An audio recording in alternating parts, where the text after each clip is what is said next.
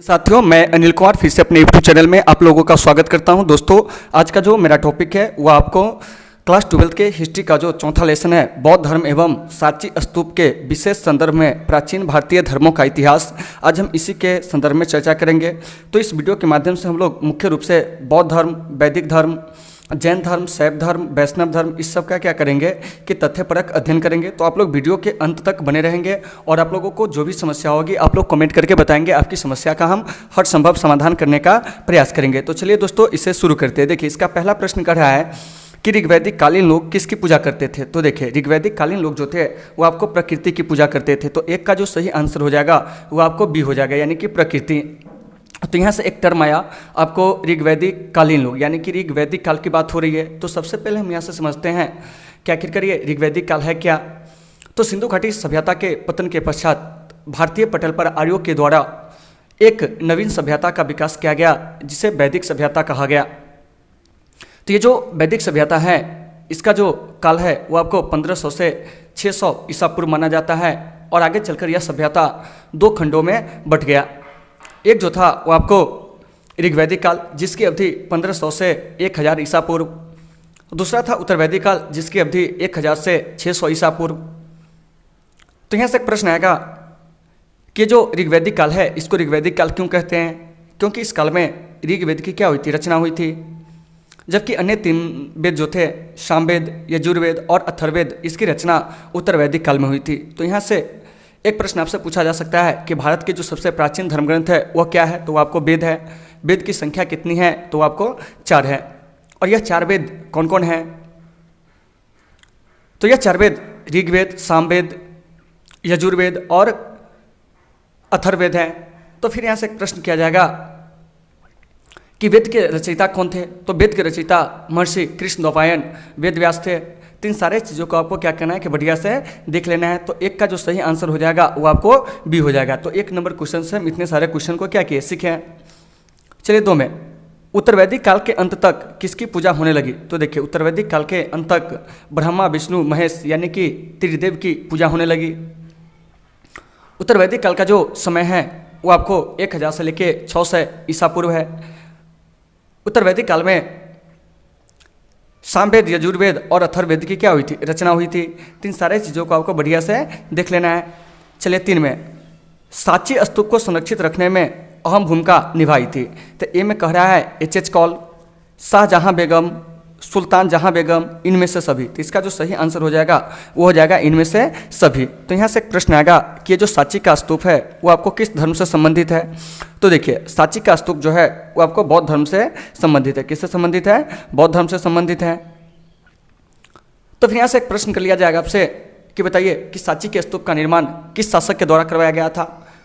तो सांची के स्तूप का संबंध जो है, क्या कहते हैं कि सांची के स्तूप का निर्माण जो है सम्राट अशोक के द्वारा कराया गया था और अशोक का संबंध मौर्य वंश से था। तो कभी कभी आपके एग्जाम में ये प्रश्न भी पूछ लिए जाते हैं कि स्तूप, चैत्य और विहार का संबंध जो है वो किस धर्म से है। तो वो आपको बौद्ध धर्म से है। तो यहाँ पर हम चर्चा कर रहे हैं सांची के स्तूप का। तो सबसे पहले जान लीजिए कि सांची का स्तूप जो है वो आपको है कहाँ। तो सांची का स्तूप जो है मध्य प्रदेश के रायसेन जिला में, कहाँ है, मध्य प्रदेश के रायसेन जिला में है। ये जो सांची के स्तूप है इसको संरक्षण देने में भोपाल की कई सारी बेगमें, जैसे एच कौल, शाहजहां बेगम, सुल्तान जहां बेगम, इन सभी ने इनको क्या किया था, संरक्षण दिया था। तो यहाँ से प्रश्न आएगा कि सांची के स्तूप की खोज कब हुई थी। तो देखिए, सांची के स्तूप की खोज 1818 ईस्वी में जनरल टेलर के द्वारा की गई थी। किसके द्वारा की गई थी, जनरल टेलर के द्वारा की गई थी। सांची के स्तूप को यूनेस्को के विश्व विरासत सूची में 1989 में क्या किया गया था कि शामिल किया गया था। तो इन चीज़ों को आपको बढ़िया से क्या करना है कि देख लेना है कि सांची के स्तूप को यूनेस्को के विश्व विरासत सूची में कब शामिल किया गया था, तो 1989 में। तो आइए यहाँ से हम कुछ ऐसे चीज़ को जानते हैं जो सांची मतलब क्या कहते हैं यूनेस्को के विश्व विरासत सूची में शामिल है, जो आपके एग्जाम में पूछे जाते हैं।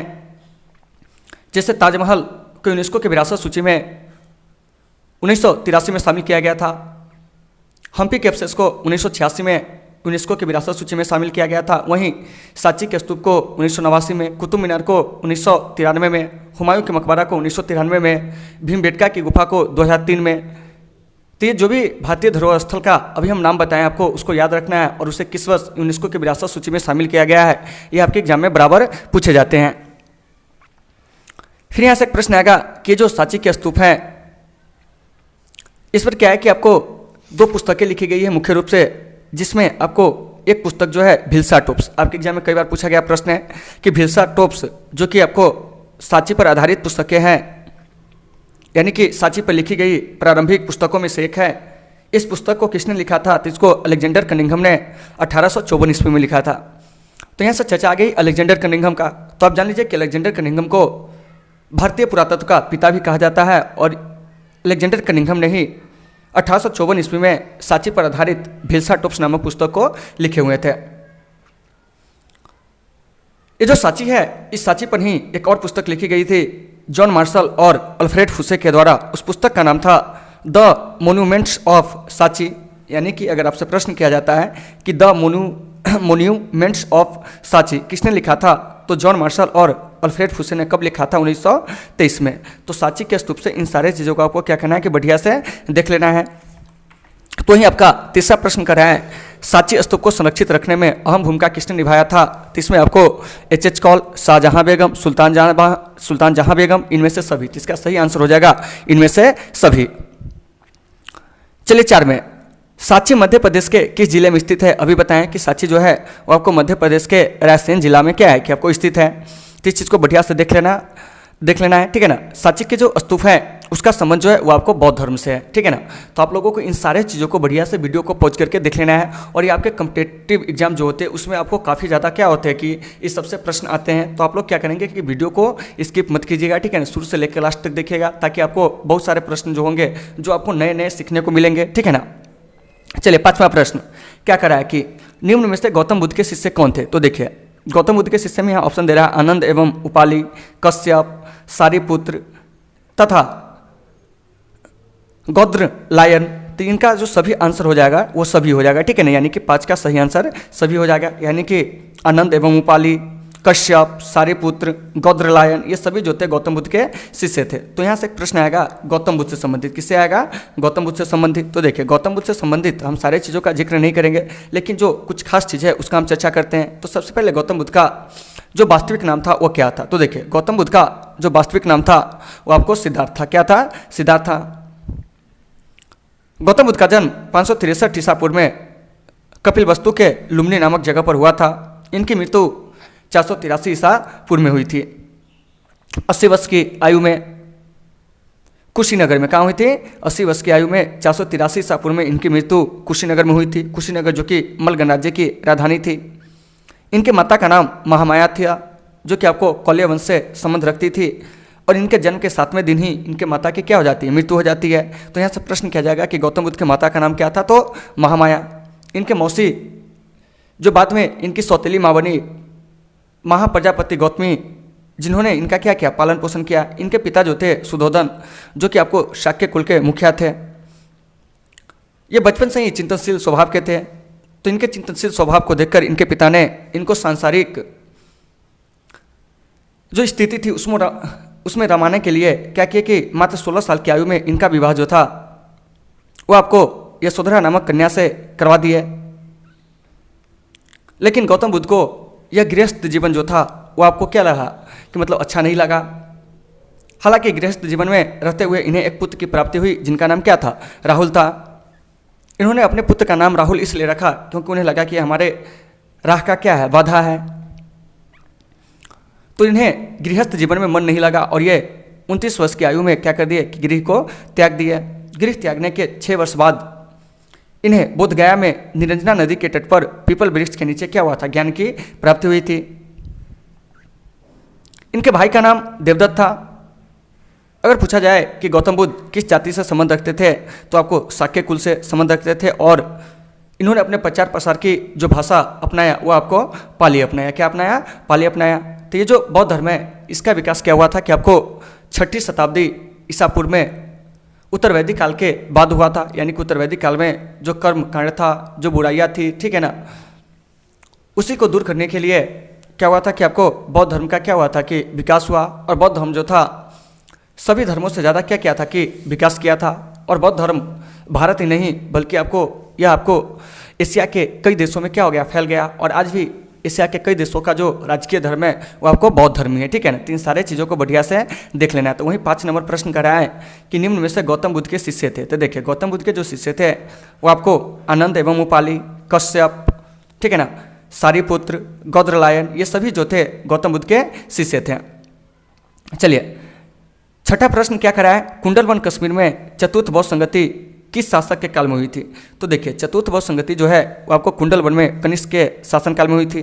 अजातशत्रु के शासनकाल में क्या हुआ था कि आपको राजगृह में प्रथम बौद्ध संगति हुई थी। अशोक के शासनकाल में पाटलिपुत्र में तृतीय बौद्ध संगति हुई थी। कालाशोक के शासनकाल में वैशाली में द्वितीय बौद्ध संगति हुई थी। तो इन सारे चीज़ों को आपको क्या करना है कि वीडियो को पॉज करके बढ़िया से देख लेना है। तो आइए यहाँ से हम जानते हैं कि ये जो बौद्ध संगतियाँ है यह कब कब हुई है, इस बौद्ध संगति की क्या क्या विशेषताएं थी, इस सब पर हम क्या करते हैं, चर्चा करते हैं। तो देखिए सबसे पहले प्रथम बौद्ध संगति जो कि आपको 483 ईसा पूर्व में गौतम बुद्ध के निर्वाण प्राप्ति के कुछ समय बाद हुआ था। प्रथम बौद्ध संगति का आयोजन बिहार के राजगिरी में हुआ था और उस समय मगध के जो शासक थे वो आपको अजातशत्रु थे, जो कि आपको हर्यक वंश से संबंध रखते थे। प्रथम बौद्ध संगति की अध्यक्षता महाकश्यप ने किया था। कौन किया था, महाकश्यप ने किया था। तो फिर यहाँ से एक प्रश्न किया जाएगा कि बताइए कि प्रथम बौद्ध संगति का जो प्रमुख कार्य था वह क्या था। तो देखिए प्रथम बौद्ध संगति में गौतम बुद्ध के जो शिष्य थे उपाली, ठीक है ना, उन्होंने क्या किया कि संघ के नियमों को, मतलब जो संघ के नियम थे यानी कि जो बौद्ध संघ थे उसके नियमों का क्या किया कि पाठ किया, जिसे विनय पिटक के रूप में संकलित किया गया। वहीं आपको गौतम बुद्ध के जो एक अन्य शिष्य थे आनंद, उसने क्या किया कि सुत्त पिटक का संकलन किया, जिसमें गौतम बुद्ध के उपदेशों का क्या है कि वर्णन किया गया है। तो इन सारे चीज़ों को आपको बढ़िया से देख लेना है। अब हम बात करते हैं द्वितीय बौद्ध संगति की। द्वितीय बौद्ध संगति 383 ईसा पूर्व में क्या हुआ था कि आपको वैशाली में यानी कि बिहार के वैशाली में हुआ था। और उस समय जो शासक थे वो आपको मगध के, वो आपको कालाशोक थे और कालाशोक का जो संबंध था वो आपको शिशुनाग वंश से था। तो प्रश्न किया जाएगा कि द्वितीय बौद्ध संगति के अध्यक्ष कौन थे। तो देखिए द्वितीय बौद्ध संगति के जो अध्यक्ष थे वो आपको सवाकामी थे। कौन थे, सवाकामी थे। तो इस बौद्ध संगति में क्या हुआ था कि ये जो बौद्ध संघ है ये आपको 2 भागों में बट गया। एक गुट जो बना वो आपको महासंघिक, जिसको पूर्वी गुट कहा गया। तो जो बौद्ध भिक्षुक परिवर्तन के साथ विनय पिटक के नियमों को स्वीकार किया वे महासंघिक यानी कि परिवर्तनवादी कहलाए। और इसका नेतृत्व महाकश्यप ने किया था। कौन किया था, महाकश्यप ने। तो इस चीज़ को आपको बढ़िया से देख लेना है। तो ये जो महासंघिक गुट है इसको पूर्वी गुट भी कहते हैं। और महासंघिक गुट के जो अनुयायी होते थे वो आपको बज्जी पुत्र कहलाते थे। क्या कहलाते थे, बज्जी पुत्र कहलाते थे। तो ये जो महासंघिक है इसका जो प्रारंभिक क्षेत्र था वो पहले वैशाली था और फिर आपको पूरे उत्तर भारत और बाद में क्या हो गया था कि आपको आंध्र प्रदेश भी हो गया था। क्या हो गया था, आंध्र प्रदेश भी हो गया था। दूसरा गुट जो था वो आपको थेरवादी था, जिसको पश्चिमी गुट कहा गया।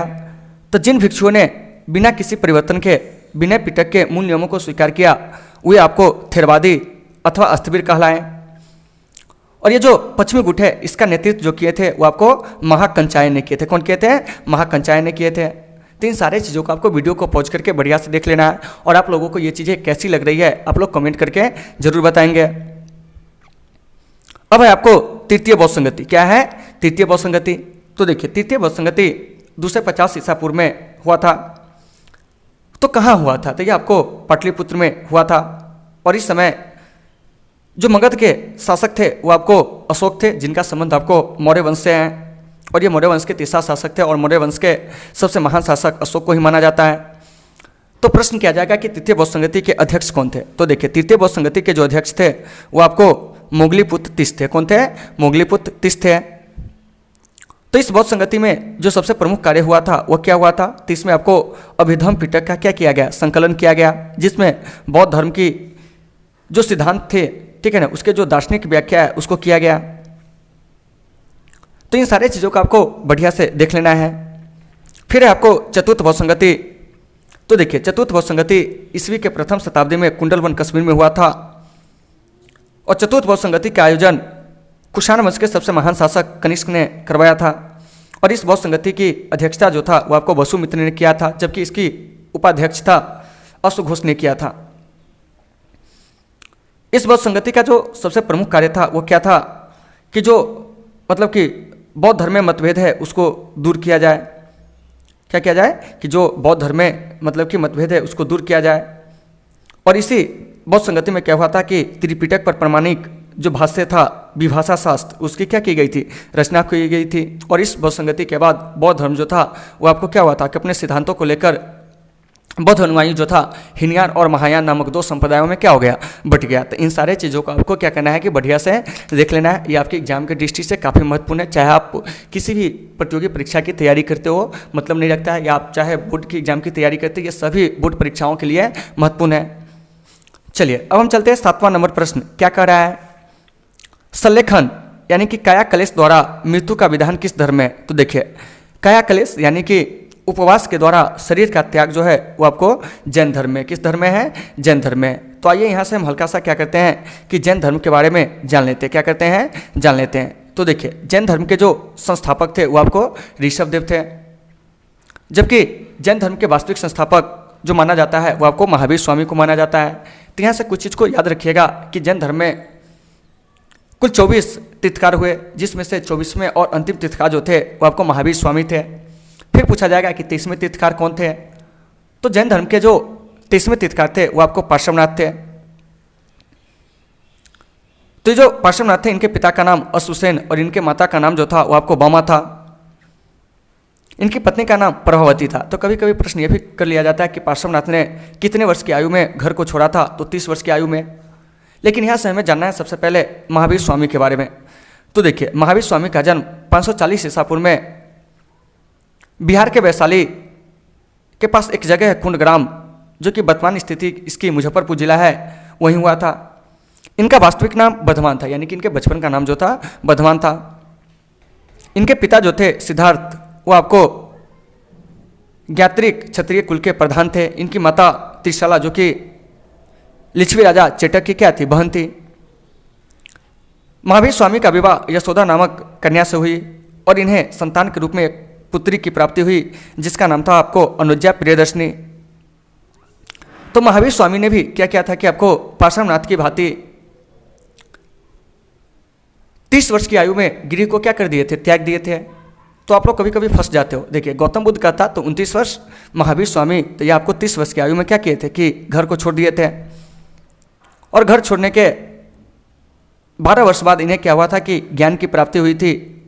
और ज्ञान प्राप्ति के बाद इन्हें क्या कहा गया, जिन कहा गया। अर्थात जो समस्त इंद्रियों पर विजय प्राप्त कर लेता है उसको जिन कहा जाता। अहर्त कहने का मतलब हुआ पूजनीय, बंधनहीन यानी कि निर्ग्रंथ, बंधनहीन भी इनको कहा गया। यानी कि जिन, अहर्थ और पूजनीय यानी कहने का मतलब हुआ विजेता। जिन मतलब क्या हो गया, विजेता, जो अपनी इंद्रियों को जीत लिया हो। अहर्थ मतलब पूजनीय, निर्ग्रंथ मतलब बंधनहीन, ठीक है ना।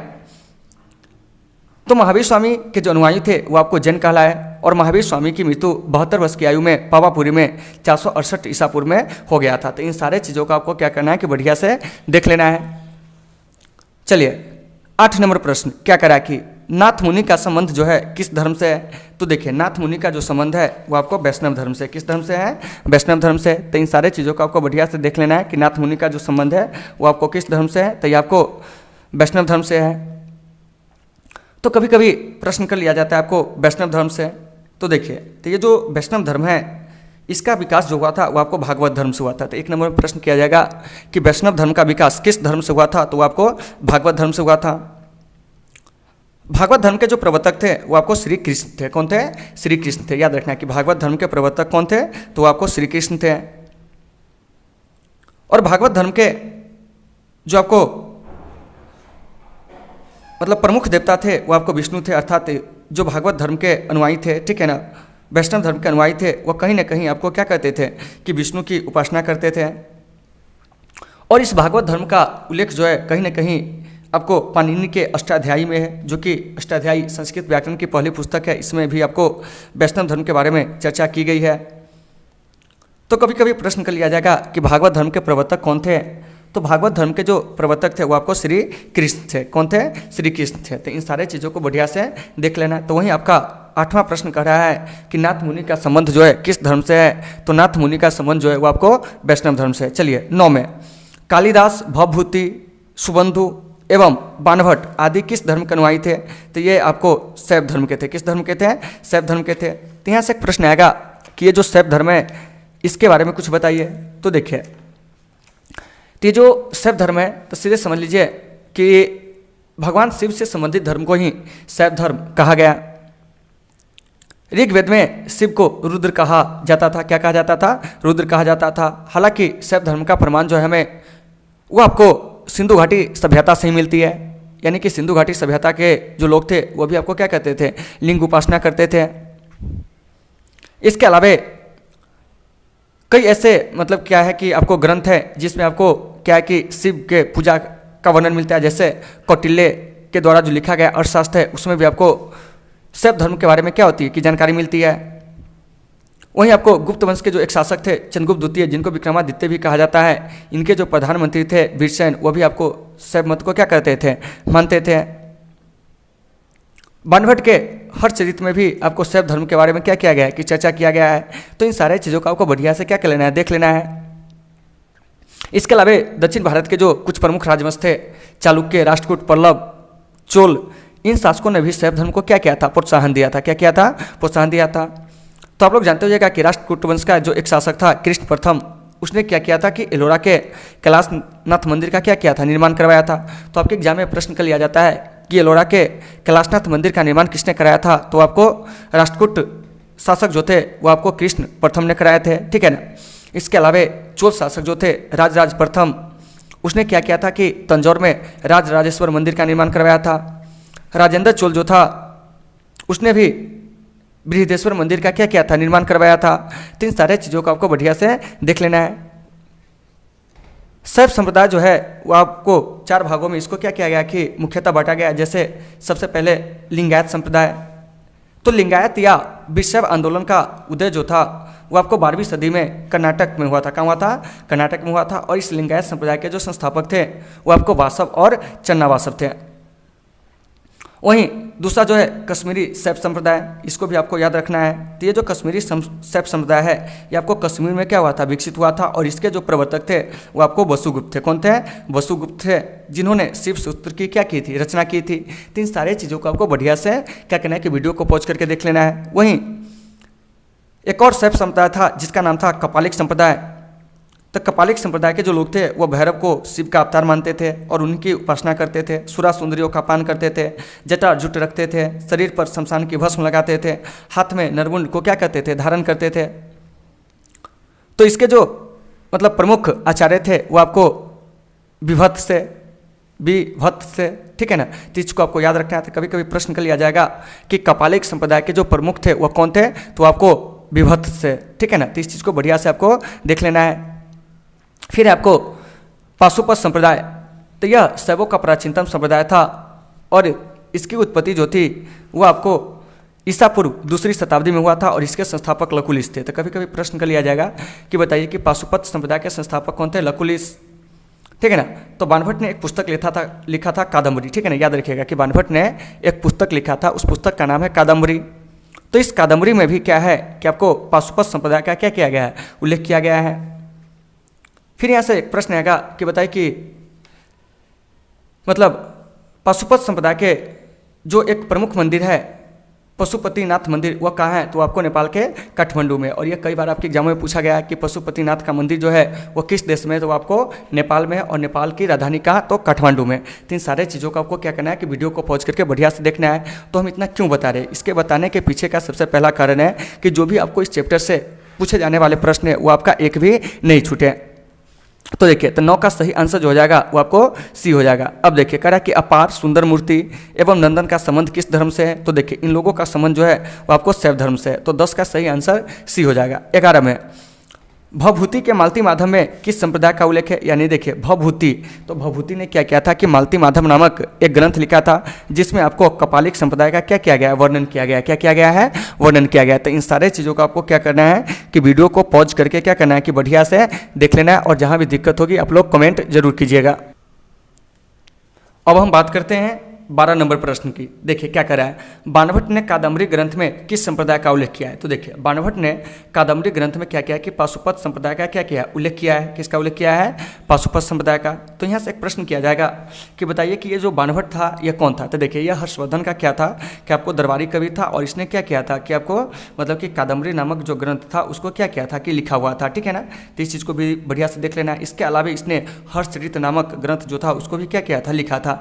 तो 12 का जो सही आंसर हो जाएगा वो आपको डी हो जाएगा, पाशुपत संप्रदाय। और पाशुपत संप्रदाय के जो संस्थापक थे वो आपको लकुलिश थे। तो 12 का सही आंसर जो हो जाएगा वो क्या हो जाएगा, डी हो जाएगा। चलिए 13 में, महात्मा बुद्ध को ज्ञान की प्राप्ति कहाँ हुई। तो देखिए महात्मा बुद्ध को ज्ञान की जो प्राप्ति हुई थी वो आपको बोध गया में हुई थी। कहाँ हुई थी, बोध गया में। तो 13 का सही आंसर जो हो जाएगा आपको बी हो जाएगा, बोध गया। क्या हो जाएगा, बोध गया। तीन चीज़ों को आपको बढ़िया से क्या करना है, देख लेना है।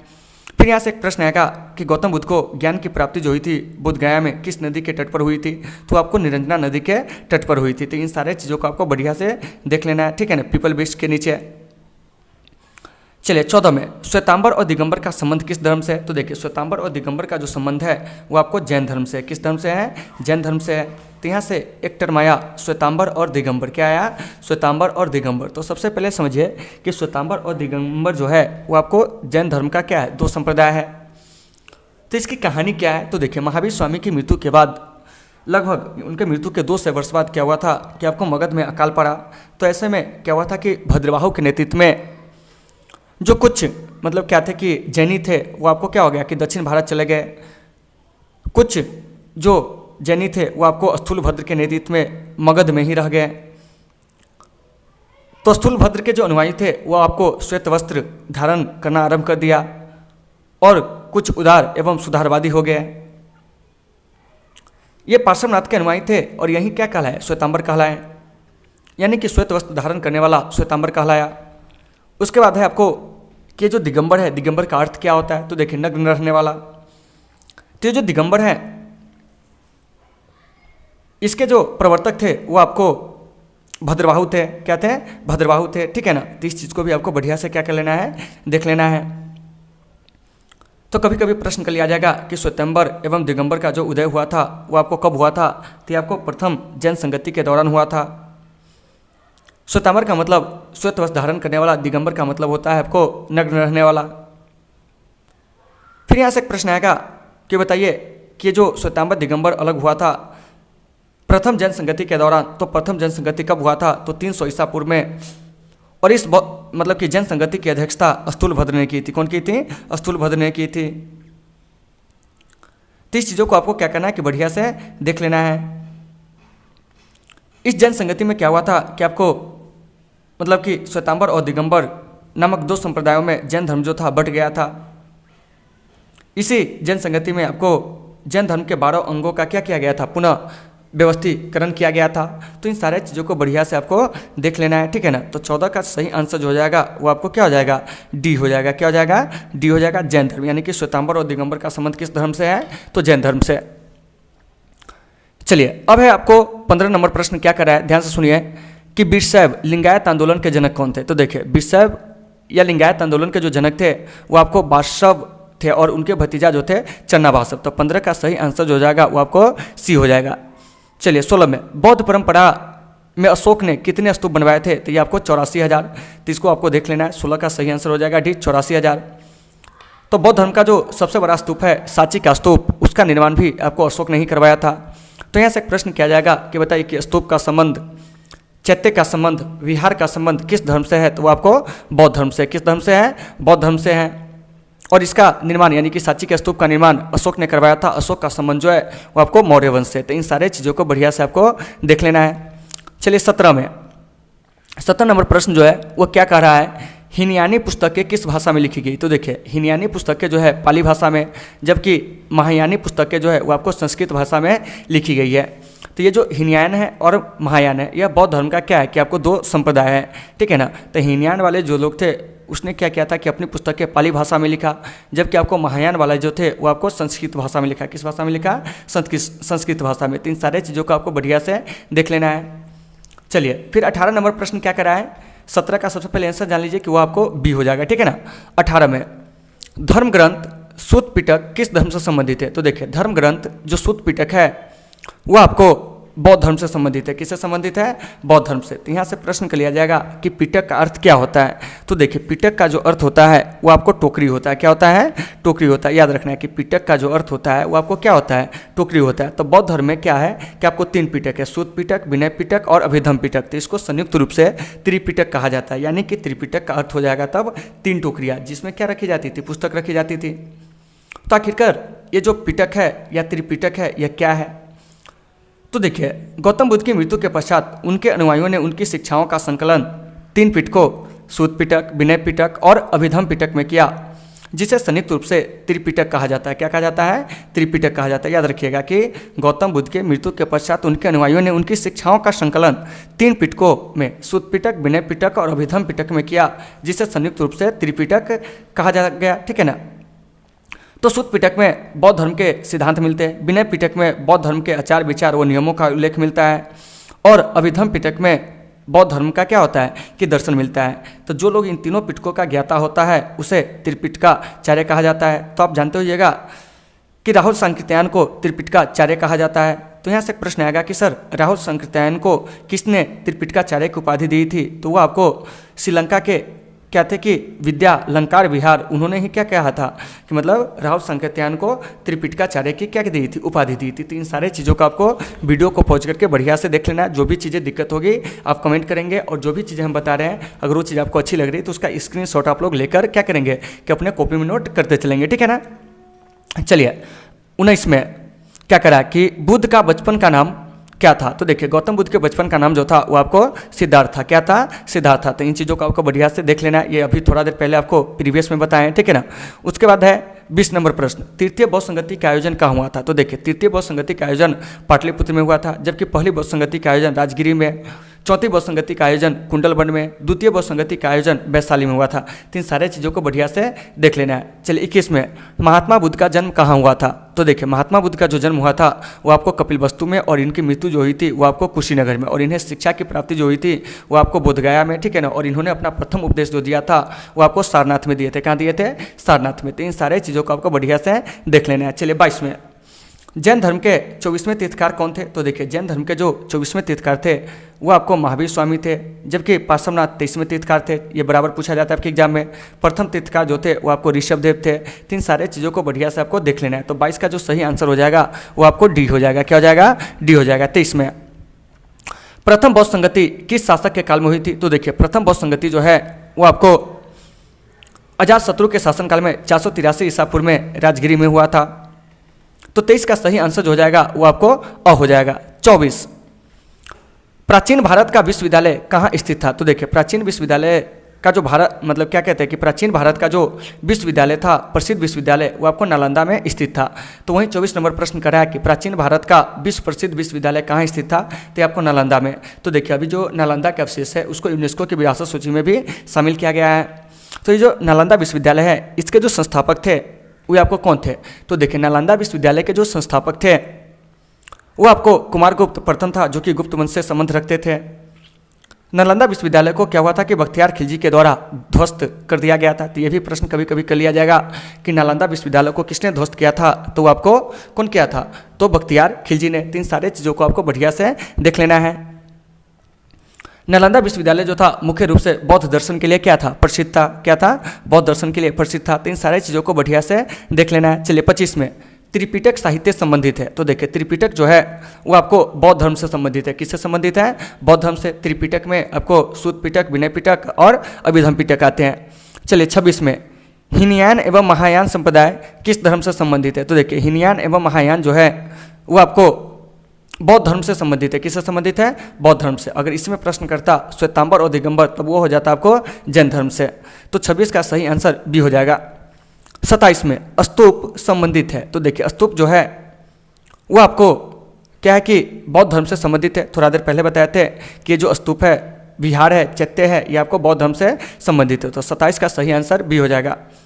28 में महावीर स्वामी की पुत्री अनुज्या प्रियदर्शना का विवाह किससे हुआ था? तो देखिए महावीर स्वामी की पुत्री अनुज्या प्रियदर्शनी का विवाह जो था वो आपको किससे हुआ था? तो जामिल से हुआ था। किससे हुआ था? जामिल से हुआ था। और यही जामिल महावीर स्वामी के प्रथम शिष्य भी बने थे। तो 28 का सही आंसर सी हो जाएगा। चलिए महावीर ने पार्श्वनाथ के सिद्धांतों में कौन सा नया सिद्धांत जोड़ा था? तो देखिए महावीर ने पार्श्वनाथ के सिद्धांतों में आपको ब्रह्मचर्य जोड़ा था। क्या जोड़ा था? ब्रह्मचर्य जोड़ा था। तो आइए यहाँ से हम जानते हैं कि महावीर स्वामी के द्वारा जो दिए गए सिद्धांत थे वह कौन कौन थे। तो सबसे पहले समझिए कि जो जैन धर्म के सिद्धांत थे उसमें सबसे पहले था महाव्रत। तो महावीर स्वामी ने 5 मुख्य महाव्रतों पर जोर दिया, जिसमें सबसे पहला था सत्य या अमृषा, फिर था आपको अहिंसा, अस्तेय, अपरिग्रह, ब्रह्मचर्य। अहिंसा मतलब कभी हिंसा मत करो, किसी का दिल मत दुखाओ, ठीक है ना। सत्य या अमृषा का मतलब हमेशा सत्य बोलो, कभी झूठ न बोले। अस्तेय मतलब आप कभी चोरी नहीं कीजिए, ठीक है ना। किसी का सामान देखकर आप लालच मत कीजिए, जो चीज़ आपके पास है आप उसी में खुश रहिए, ठीक है ना। अपरिग्रह अर्थात संपत्ति संग्रह न करें, क्योंकि ये सभी दुखों के क्या होते हैं? कारण होते हैं। ब्रह्मचर्य अर्थात इंद्रियों को क्या करें? वश में रखें। क्या करें? वश में रखें। तो देखिए यह महावीर स्वामी के द्वारा दिए गए 5 सिद्धांत थे, जिसमें से आपको सत्य या अमृषा, अहिंसा, अस्तेय, अपरिग्रह ये आपको पार्श्वनाथ ने भी दिए थे। लेकिन इसमें पार्श्वनाथ के सिद्धांतों में जो नया सिद्धांत जोड़े थे महावीर स्वामी ने, वो आपको ब्रह्मचर्य जोड़े थे। क्या जोड़े थे? ब्रह्मचर्य। तो यही है महावीर स्वामी के द्वारा दिए गए 5 महाव्रत, सत्य या अमृषा, अहिंसा, अस्तेय, अपरिग्रह और ब्रह्मचर्य। तो ये आपका 29 नंबर प्रश्न कह रहा है कि महावीर ने पार्श्वनाथ के सिद्धांतों में कौन सा नया सिद्धांत जोड़ा था? तो आपको ब्रह्मचर्य जोड़े थे। अब कह रहा कि पुराणों की संख्या कितनी है? तो देखिए पुराणों की संख्या जो है वो आपको 18 है। कितनी है? 18 है, जिसमें सबसे प्राचीन पुराण जो है वो आपको मत्स्य पुराण है। कौन सा पुराण है? मत्स्य पुराण है। तो कुछ ऐसे भी पुराण हैं जिसमें आपको वंशावली पाई गई है, जैसे मत्स्य पुराण, इससे हमें सातवाहन वंश की जानकारी मिलती है। विष्णु पुराण, इससे हमें मौर्य वंश की जानकारी मिलती है। वायु पुराण, इससे हमें गुप्त वंश की क्या होती है कि जानकारी मिलती है। तो इन सारे चीज़ों को आपको बढ़िया से क्या कर लेना है? देख लेना है। पुराण की संख्या कितनी है? तो 18 है। पुराण के रचयिता कौन थे? महर्षि लोमहर्ष और उनके पुत्र उग्रश्रवा थे। और यह एक ब्राह्मण ग्रंथ है। कैसा ग्रंथ है?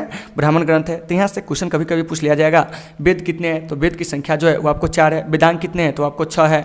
उपनिषद कितने हैं? तो आपको 108 है। तो इन सारे चीज़ों को आपको बढ़िया से वीडियो को पॉज करके लिख लेना है। और जहाँ भी दिक्कत होगी आप लोगों को क्या करना है कि बढ़िया से मतलब कि कमेंट करना है, ठीक है, स्पष्ट रूपों में, ठीक है ना, ताकि हम आपके कमेंट को अच्छे से पढ़ सकें और रिप्लाई अच्छे से दे सकें। तो देखिए वीडियो थोड़ी सी लंबी है, ठीक है ना, लंबी होगी भी, क्योंकि इसमें हम क्या कर रहे हैं कि बौद्ध धर्म, जैन धर्म से संबंधित सारे क्वेश्चनों को क्या कर रहे हैं? इंक्लूड कर रहे हैं। फिर आपको 31 नंबर प्रश्न क्या करा है कि अशोक द्वारा प्रचारित बौद्ध धर्म कहाँ प्रचलित नहीं हुआ था? तो देखिए अशोक द्वारा जो प्रचारित बौद्ध धर्म है वो आपको ब्रिटेन में क्या हुआ था कि आपको प्रचलित नहीं हुआ था।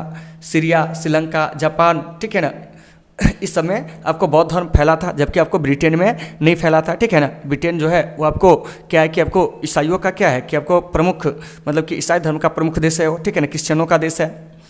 तो वहीं कह रहा है 31 नंबर कि मतलब अशोक द्वारा प्रचारित बौद्ध धर्म कहाँ प्रचलित नहीं हुआ? तो ये आपको ब्रिटेन में नहीं हुआ। चलिए 32 में महावीर का जन्म कहाँ हुआ था? आपको शुरू में बताए थे, आप लोग जल्दी से आंसर बताइए। तो देखिए महावीर का जन्म जो है, जल्दी से आंसर दीजिए, तो उसके बाद हम बोल रहे हैं, ठीक है ना, हम वेट कर रहे हैं, जल्दी से आंसर दीजिए। तो देखिए इतना देर, तो देखिए महावीर का जन्म जो है वो आपको कुंडलवन, ठीक है ना, यानी कि कुंडलवन या इसी को कहते हैं कुंडग्राम, वैशाली में हुआ था, ठीक है ना।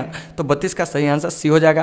तो महावीर स्वामी का जन्म 540 ईसापुर में कुंडग्राम में हुआ था, इस चीज़ को याद रखना है। चलिए 33 में प्राचीन भारत में धर्म की शुरुआत किस शासक ने की थी? तो देखिए प्राचीन भारत में धर्म की शुरुआत जो था वो आपको राजा अशोक के द्वारा किया गया था। किसके द्वारा किया गया था? राजा अशोक के द्वारा किया गया था। तो इन चीज़ों को आपको बढ़िया से देख लेना है, क्योंकि आप जानते होइएगा कि अशोक कलिंग युद्ध के बाद क्या किया था कि आपको बौद्ध धर्म को क्या कर लिया था? अपना लिया था। क्या कर लिया था? अपना लिया था। तो इस चीज़ को आपको बढ़िया से याद रखना है कि अशोक ने किस युद्ध के बाद बौद्ध धर्म को अपना लिया था। तो वो आपको कलिंग युद्ध के बाद इसने क्या कर लिया था कि बौद्ध धर्म को अपना लिया था। तो फिर यहाँ से कभी कभी आपसे क्या होगा कि प्रश्न कर लिया जाएगा कि बताइए कि ये जो अशोक है, अशोक के धर्म की जो मुख्य बातें थी वह क्या थी? तो देखिए अशोक के धर्म की जो मुख्य बातें थी वह थी आपकी प्राणियों की हत्या न करना, यानी कि अशोक ने संदेश दिया कि आप प्राणियों की हत्या न करें, माता पिता की सेवा करिए, वृद्धों की सेवा करिए, गुरुजनों का सम्मान करिए, मित्रों, परिचितों, ब्राह्मणों, श्रमणों एवं दासों के साथ अच्छा व्यवहार कीजिए, अल्प व्यय कीजिए, अल्प संचय कीजिए, सादगीपूर्ण जीवन जो है उसको क्या कीजिए? व्यतीत कीजिए। तो यह अशोक के धर्म की बातें थी। और अशोक ने क्या किया था कि कलिंग युद्ध के बाद क्या किया था कि मतलब कि भेरी घोष की जगह क्या कर लिया? धर्म घोष की नीति अपनाया, अर्थात युद्ध नीति की जगह धर्म की नीति को क्या किया? अपनाया। और बौद्ध धर्म का प्रचार प्रसार करने के लिए धम्म महामात्रों को भी नियुक्त किया। और इसी क्रम इसने अपने पुत्र महेंद्र और पुत्री को क्या किया था कि श्रीलंका भेज दिया था, ठीक है ना। तो वहीं आपका 31 मतलब 32 कह रहे हैं 33 नंबर प्रश्न कर रहा है कि प्राचीन भारत में धर्म की शुरुआत किस शासक ने किया था? तो आपको अशोक ने किया था। चलिए चतुर्थ बौद्ध संगति किस शासक के काल में हुई थी? तो देखिए चतुर्थ बौद्ध संगति कनिष्क के शासन काल में हुई थी। इसके बारे में पूरे डिटेल से आप लोग को बताएं। चलिए 35, वेदों की संख्या कितनी है? तो देखिए वेदों की संख्या जो है वो आपको 4 है। वेदांग की संख्या पूछता तो वो आपको 6 हो जाता, उपनिषद 108 और पुराण की संख्या 18। तो इन सारे चीज़ों को आपको बढ़िया से देख लेना है। फिर आपका प्रश्न कि बुद्ध चरित्र की रचना किसने किया था? तो देखिए बुद्ध चरित्र की रचना जो है वो आपको अश्वघोष ने किया था। कौन किया था? अश्वघोष ने किया था। तो इन सारे चीज़ों को आपको बढ़िया से वीडियो को पॉज करके देख लेना है। तो चलिए आपके एग्जाम में जो कुछ प्रश्न पूछे जाते हैं आपको पुस्तकें से, उसके बारे में आपको थोड़ा सा बता देते हैं, ठीक है ना। तो देखिए, तो सबसे पहले कुछ जो महत्वपूर्ण पुस्तकें हैं, ठीक है ना, कुछ महत्वपूर्ण ग्रंथ हैं, उसके लेखक कौन है इसके बारे में चर्चा करते हैं। तो सबसे पहले रामायण, ठीक है ना, महर्षि वाल्मीकि के द्वारा लिखा गया है। उसके बाद है आपको महाभारत, जो दुनिया का सबसे बड़ा महाकाव्य है, यह आपको महर्षि वेद व्यास के द्वारा लिखा गया है। फिर हम बात करते हैं अर्थशास्त्र नामक ग्रंथ, इसके लेखक जो है चाणक्य है, या इन्हीं को कौटिल्य या विष्णुगुप्त कहते हैं, ठीक है ना। रात तरंगिणी, इसके लेखक कल्हण है। मुद्रा राक्षस के लेखक विशाखदत्त है। अष्टाध्यायी के लेखक पाणिनि है। महाभाष्य के लेखक जो है वो आपको पतंजलि है। मालविका अग्निमित्र के लेखक जो है वो आपको कालिदास है। बुद्ध चरित्र के लेखक अश्वघोष है। हर्षचरित्र के लेखक जो है बाणभट्ट है। कादम्बरी के लेखक बाणभट्ट है। विक्रमांक देव चरित्र के लेखक बिल्हन है। पृथ्वीराज विजय के लेखक जयानक है। पृथ्वीराज रास्तों के जो लेखक है वो आपको चंद्रवरदाई है, ठीक है ना। तो ये सब जो कुछ प्रमुख पुस्तक है उसको आपको क्या करना है कि बढ़िया से याद रखना है, ठीक है ना, क्योंकि आपके एग्जाम में इस सबसे बहुत सारे प्रश्न जो होते हैं वो आपको पूछे जाते हैं। तो आप लोगों को ये क्लास कैसी लगी आप लोग फीडबैक अपना जरूर दीजिएगा, ठीक है ना। तो यहाँ से क्या हुआ कि 1 से लेके हम 36 नंबर तक के जो क्वेश्चन थे उन सारे क्वेश्चनों का विश्लेषण किए, और इस क्वेश्चन के माध्यम से हम क्या किए कि बहुत सारे नए प्रश्नों को क्या किए, सीखे। क्या किए? सीखे, ठीक है ना।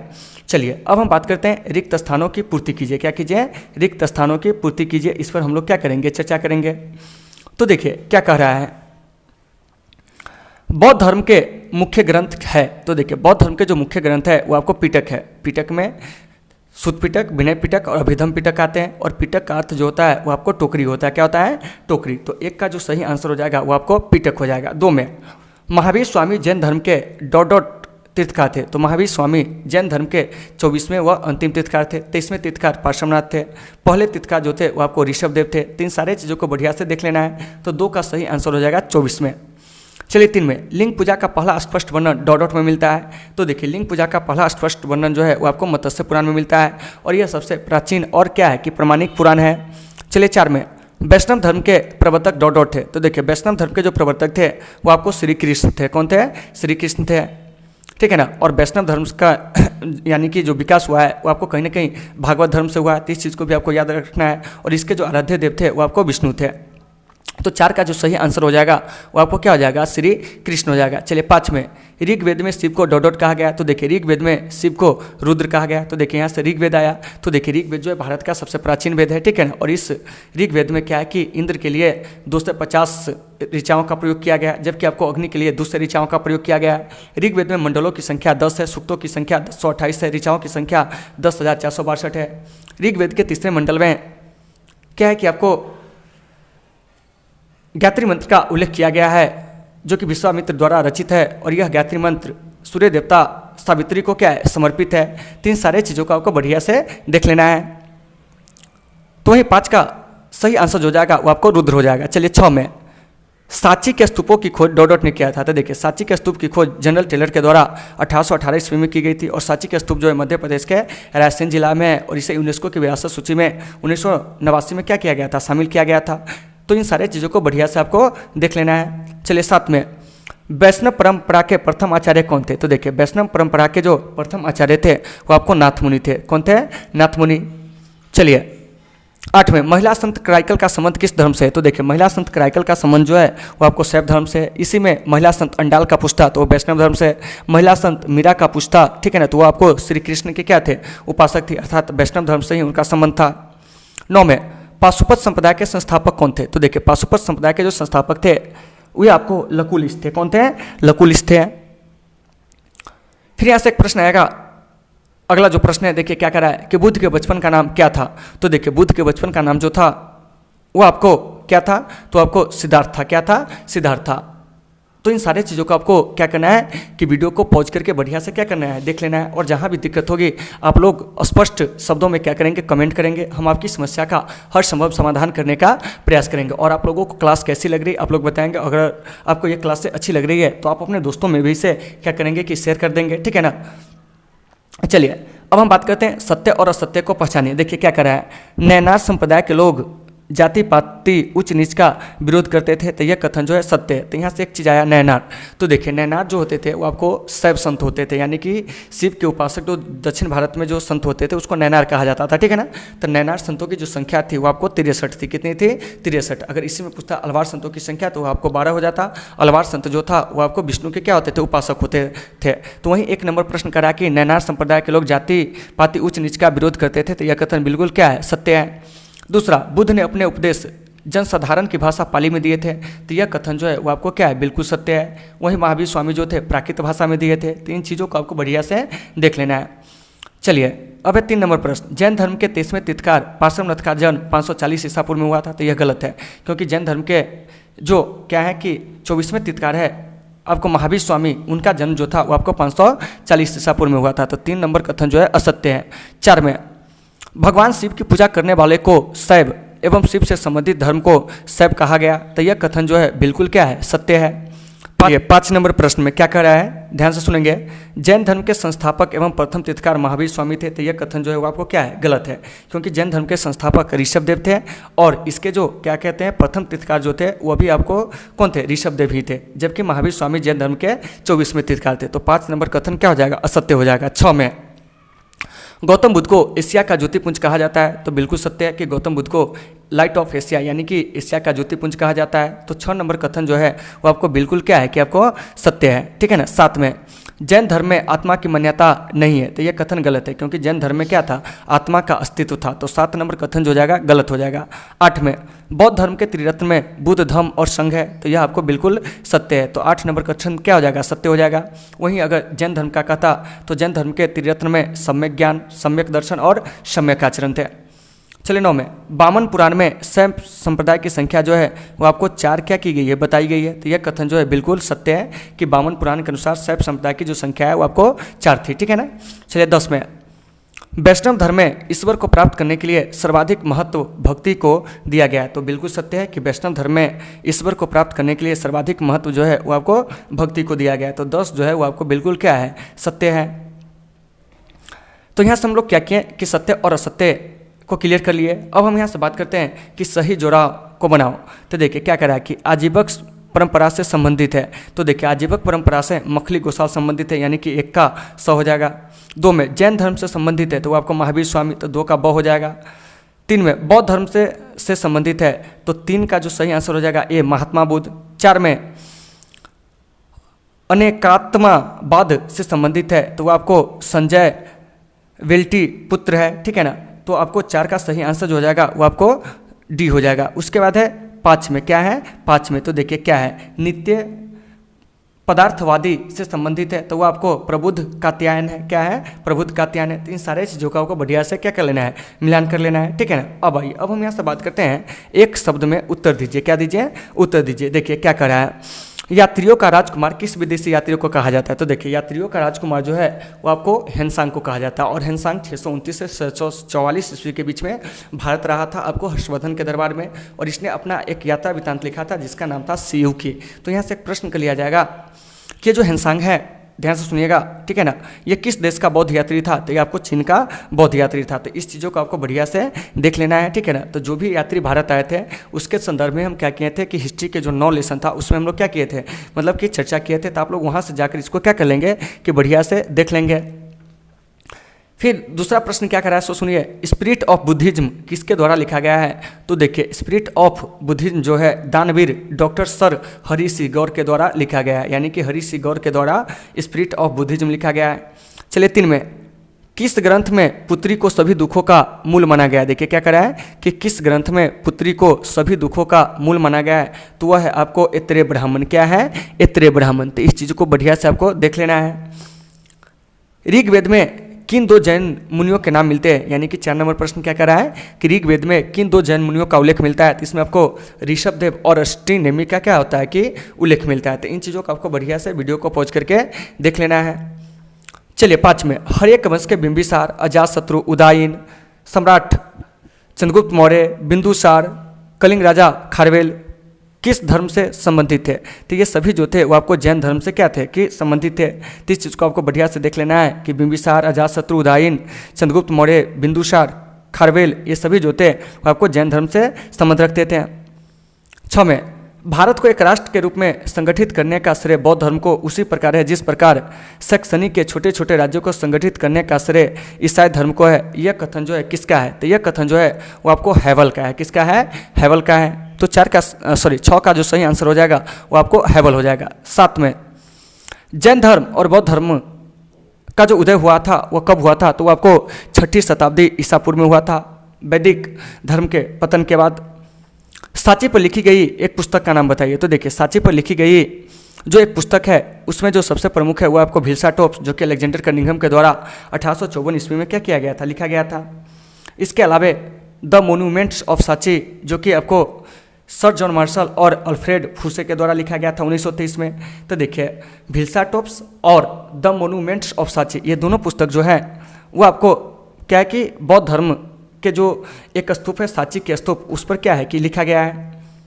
9 में, सांची स्तूप की खोज किसने किया था। तो देखिए सांची स्तूप की खोज जो किया था वो आपको जनरल टेलर ने किया था। 3 चीज़ों को बढ़िया से देख लेना है। फिर आपको 10वां प्रश्न क्या कह रहा है, देखिए कि ऋग्वेद में शिव को किस नाम से संबोधित किया गया है। तो देखिए ऋग्वेद में शिव को रुद्र के नाम से क्या किया गया है, संबोधित किया गया है। तो इन सारे चीज़ों को आपको वीडियो को पॉज करके बढ़िया से लिख लेना है। और आप लोगों को जहाँ भी दिक्कत होगी आप लोग कमेंट करके बताएंगे। और आप लोगों को क्लास कैसी लगी है, ठीक है ना, आप लोग भी कमेंट जरूर करेंगे ताकि इससे हम अपने अंदर जो कुछ चीज़ें कमी है उसको हम क्या कर सकें, इम्प्रूव कर सकें। इसमें और चीज़ जोड़ा जाना चाहिए या ये सही है आप लोगों के लिए, आप लोग क्या करोगे कि अपनी सजेशन जो है ज़रूर हमें देंगे, ठीक है ना। तो दोस्तों मुझे उम्मीद है कि ये सारे चीज़ आपको आसानी से समझ में आ गए होंगे। तो आज की इस क्लास को हम यहीं पे विराम देते हैं।